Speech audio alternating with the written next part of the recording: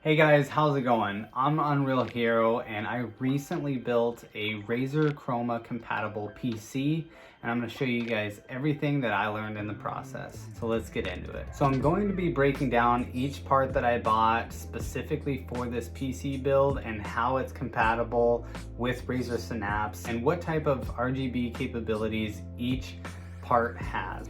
But before I get into that, I wanted to mention that there is about 3 things that you need to know before you start getting into making a Razer Chroma PC build. The first thing I want to talk about is compatibility. Every part that you buy for this PC build has to be compatible with the Razer Synapse program. There's a website link that I will leave in the description below. They're going to list all of the brands and all of the third-party partners that are confirmed to be compatible with the Razer Synapse software. So if you guys have devices for any of these brands that is RGB capable, there will be a way for you to connect it to the Razer Synapse software and customize your lighting in Razer Synapse Studio. The second biggest thing that I wanted to bring up is third-party software. There is some pieces of hardware in this PC build that requires third-party software to be running for you to be able to connect your RGB lighting with Synapse Studio. And the third-party software that I'm talking about is MSI's Mystic Light 3. At the moment, that's the only piece of software that I know. I'm sure there's a lot more that connects with Razer Synapse Studio, but at the moment, as far as I know, for some devices, you will need to use a third-party software. And the third and last thing that I'd like to bring up before I start mentioning my PC build is actually a device that Razer made, and it's not a required part. You don't need it, but I highly, highly, highly recommend it. It's massively advantageous to a PC build that is specific for Razer Chroma RGB lighting. And that device is the Razer Chroma RGB controller. This is an internal device that you guys put inside your PC case, and it's got 6 5-volt ports. Now the reason I highly recommend you get this piece is because it massively boosts the RGB capabilities for the device that's plugged into it.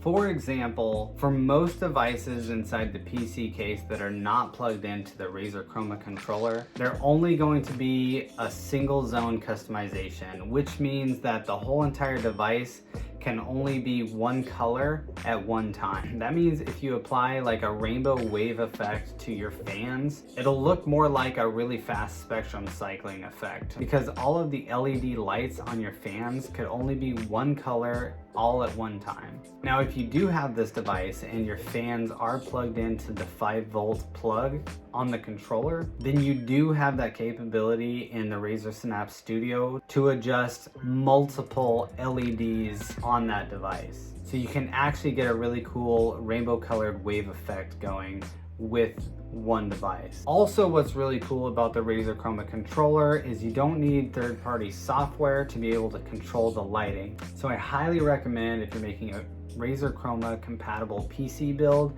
you get this device. And this device is not that much compared to what you'll be spending on a Razer PC build. Now, with all that being said, I'm going to show you guys the parts that I use to build my PC, and I'm going to show you the RGB capabilities for each device. And I'm also going to show you what each device looks like when you're customizing it in the Razer Synapse Studio program. So the first part for my Razer PC build, Razer actually sent me their brand new Razer Tomahawk ATX case, which is a very aesthetically pleasing PC case. There's no doubt about that. For the Chroma capabilities on this case, it has 2 RGB strips that run along the bottom of the case, one on each side. And I believe there's about 24 lighting zones that are customizable for this case. So there's 24 individual LED lights that run along the bottom of this case that you can customize to be whatever you want in Razer Synapse Studio. The unfortunate part about the case that I received from Razer though is that a lot of the LEDs came damaged, and that's really unfortunate for a Razer Chroma specific build video. And I reached out to Razer to see if they would send me a new one, and they never got back to me. So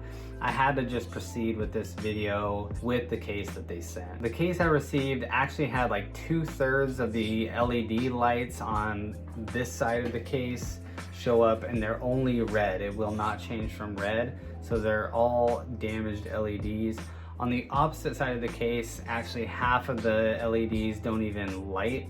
There's only about 4 LED lights that even light, and I think only 1 or 2 of them is not red. But I really hope that I'm one of very few that would actually have this issue. For my motherboard that I chose to use inside this PC case, I decided to go with the MSI brand, and I got the X570 Ace motherboard. I kind of lean toward performance on this one over RGB. However, it is compatible with Razer Synapse Studio through third-party software. It has a nice little window display up in the top left of the motherboard, which unfortunately in Razer Synapse Studio, I only get single zone customization, and the icon actually shows up in Razer Synapse Studio as a giant circle. Shortly after I bought the motherboard for this PC build, Razer teamed up with ASRock and released a Razer specific Chroma compatible motherboard that has a lot more RGB lighting capabilities.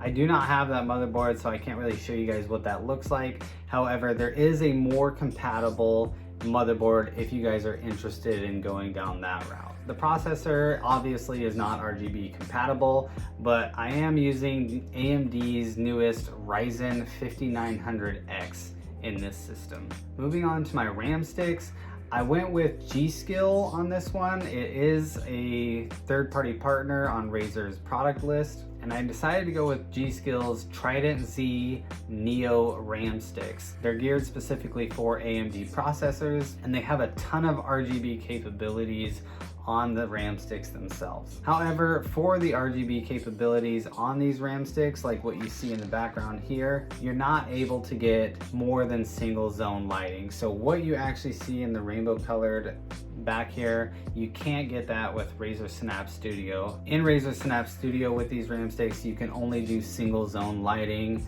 through Mystic Light 3. And the icon shows up in Razer Synapse Studio the same as the motherboard. They're all just compiled into one device within Studio, and you adjust all of the colors at the same time. I do have two 1TB M.2 drives inside this PC build as well, but they're not RGB compatible. This next part for my PC was actually sponsored by Deepcool. Deepcool sent over their Castle 360EX RGB CPU cooler. Now, when looking at the whole lineup of all-in-one processor coolers, when it comes to RGB capabilities, the Castle 360 is by far the best one in my opinion. The display looking inside the case is kind of like an RGB washing machine. This is a device that normally outside of the RGB Chroma controller is just single zone lighting. However, it is a 5-volt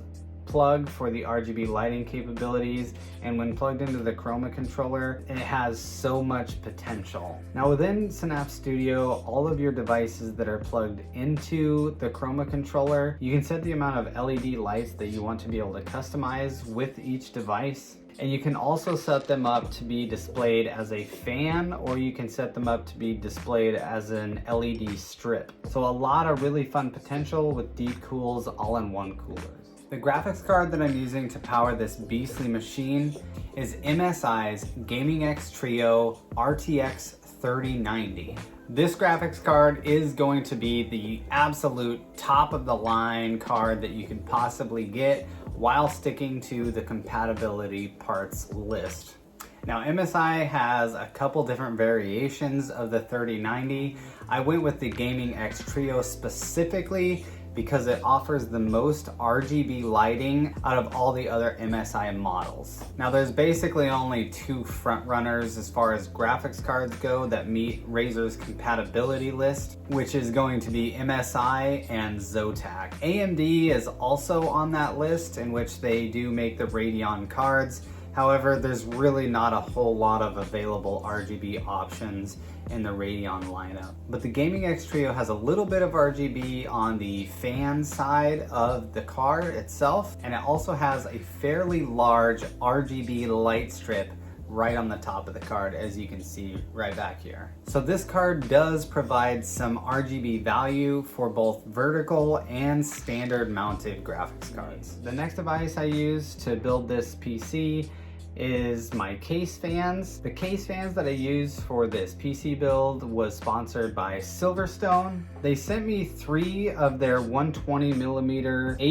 AP124 ARGB fans, which in my opinion is a very strong contender in the RGB world, because pretty much the whole faceplate of the fan lights up with RGB lighting. This is also a device that is only customizable with single zone lighting unless you have the RGB controller as well. And likewise with the all-in-one cooler, you can set it up as an LED strip or a fan, which in my case I set it up as a fan, obviously. And the last RGB device that I used to make this PC build is one sent from my last sponsor, which is Team Group. Team Group was nice enough to send me 2 of their 500 gig T-Force RGB SSD hard drives, which in the class of internal SSD hard drives are second to none when it comes to RGB capability. And nearly the entire surface of the hard drive itself is an RGB display. And as with many of the other devices, this is a device that requires Mystic Light 3 to be compatible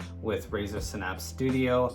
However, it is a 5-volt device, so I am able to plug it into the controller and get some really nice multicolored lighting displays from it. And that is all the RGB devices that I used to build this Razer Chroma compatible PC. I'd like to thank all my sponsors that sent me devices to make this build happen. And I'd like to thank all of you guys for watching this video, and hopefully you guys learned a little something about building a Razer Chroma PC build. If there's anything that you guys think I left out of this video that you guys want to know about, please leave a comment in the comment section below. I'd also really like to know if you guys are using some internal hardware to do some custom Razer Chroma PC lighting. If you guys have any tips and tricks for me, I'd really love to hear them. I'm definitely gonna read a lot of the comments on this video. Hit that subscribe button if you guys want to see more Razer Chroma keyboard lighting designs, as well as some PC case designs in the future. That's gonna do it for me. I'll see you guys in the next video.